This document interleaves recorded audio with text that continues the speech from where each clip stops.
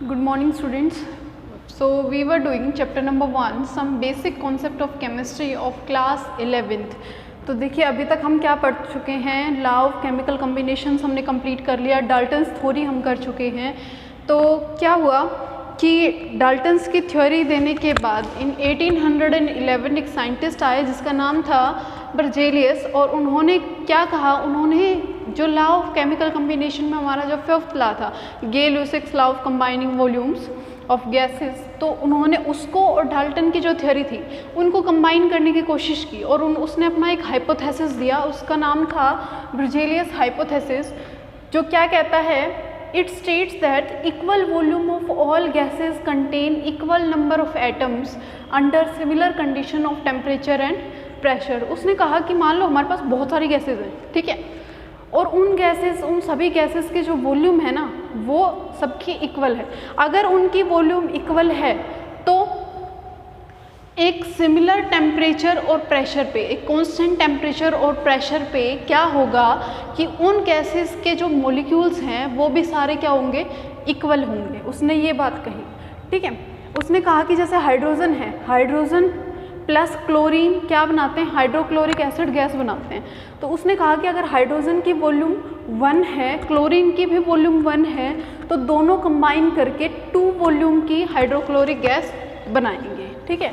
और अगर हाइड्रोजन की वॉल्यूम हाफ है, क्लोरीन की वॉल्यूम भी हाफ है, तो जो टोटल होगा वो 1 वॉल्यूम की बनेगी HCl gas, hydrochloric acid gas. उसने ये कहा कि ये दोनों जो गैसेस हैं आपस में कंबाइन करने के बाद जो टोटल वॉल्यूम आएगी ना वो इन दोनों को कम्बिनेशन आएगी, ये बात इसने कही।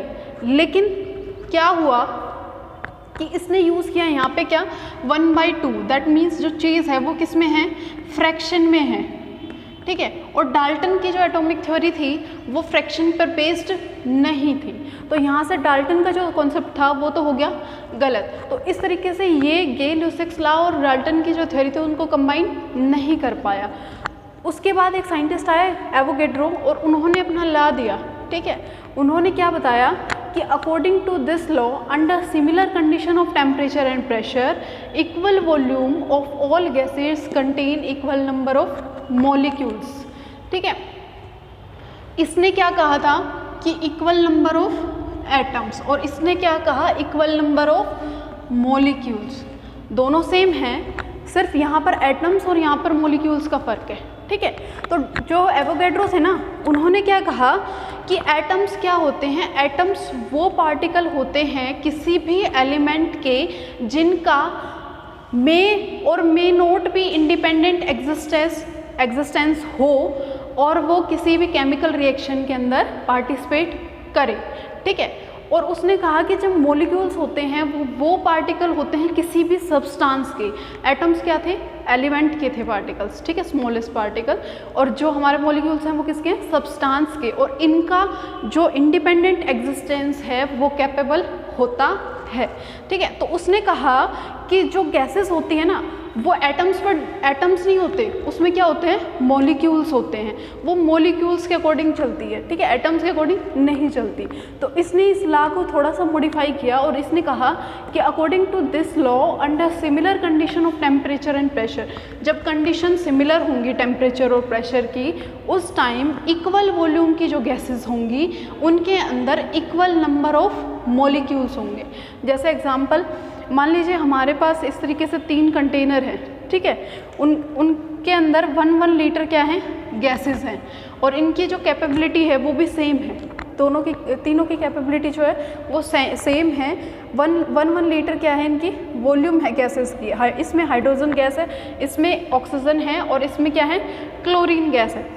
तो अब एवोगैड्रो के लॉ के अकॉर्डिंग क्या था कि इन तीनों के अंदर जो मॉलिक्यूल्स होंगे, ठीक है, जो नंबर ऑफ मॉलिक्यूल्स होंगे, मान लो इसके अंदर नंबर ऑफ मॉलिक्यूल्स 50 हैं, ठीक है, तो इसमें भी 50 होंगे और इसमें भी 50 ही होंगे नंबर ऑफ मॉलिक्यूल्स। और ये जो बर्जेलियस थे उन्होंने क्या कहा था, नंबर ऑफ एटम्स, लेकिन जो हमारी गैसेस होती है उसमें नंबर ऑफ एटम्स नहीं, नंबर ऑफ मॉलिक्यूल्स होते हैं। तो इस तरीके से जो एवोगैड्रो थे उन्होंने इस चीज़ को थोड़ा सा मॉडिफाई किया। और उन्होंने और क्या चीज़ मॉडिफाई की, उन्होंने क्या बताया कि जैसे गे-लुसिक्स लॉ जो है वो ये कहता है कि भाई अगर नाइट्रोजन जो है उसका 1 वॉल्यूम है और जो हमारे पास हाइड्रोजन है वो 3 वॉल्यूम में है, तो वो दोनों कंबाइन करके क्या बना रही है, 2 वॉल्यूम अमोनिया गैस बना रही है। ठीक है, ये हमने पढ़ा भी था गैलियो सेक्स लॉ में, 2 वॉल्यूम अमोनिया गैस बना रही है। तो एवोगैड्रो ने इसको कैसे मॉडिफाई किया कि वो वॉल्यूम नहीं, वो क्या होता है, मोल होता है।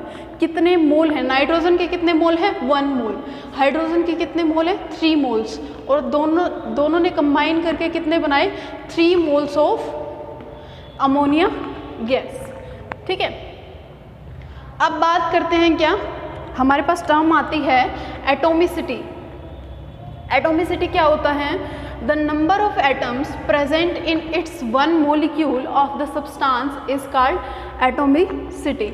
ये कहता है कि नंबर ऑफ एटम्स, कि जितने नंबर ऑफ एटम्स प्रेजेंट हैं किसमें, एक मोलिक्यूल में, ऑफ द सब्सटेंस, किसी भी सब्सटेंस के एक मोलिक्यूल में जितने नंबर ऑफ एटम्स प्रेजेंट हैं उसको क्या कहा जाएगा, एटोमिसिटी। जैसे एग्जांपल के तौर पे, जैसे अगर हम क्लोरीन लिखते हैं तो हम लिखते हैं Cl2, है ना, Cl2 लिखते हैं। Cl क्यों नहीं लिखते, Cl2 ही क्यों लिख रहे हैं, क्यों, क्योंकि ये जो क्लोरीन का जो मॉलिक्यूल है इसके अंदर क्लोरीन के कितने एटम्स हैं, 2 एटम्स हैं।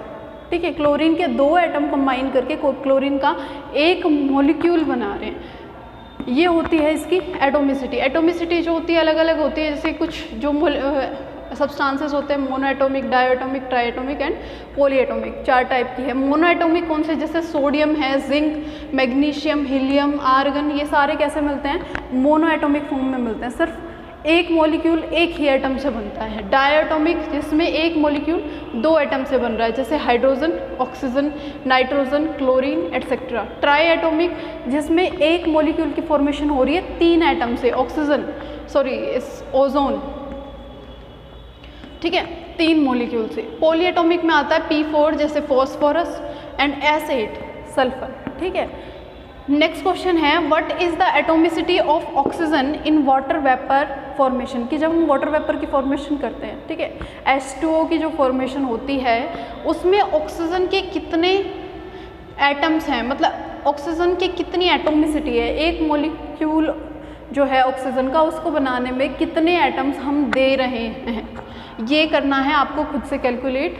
सो ये हो गया atomicity. So that's all for today, thank you.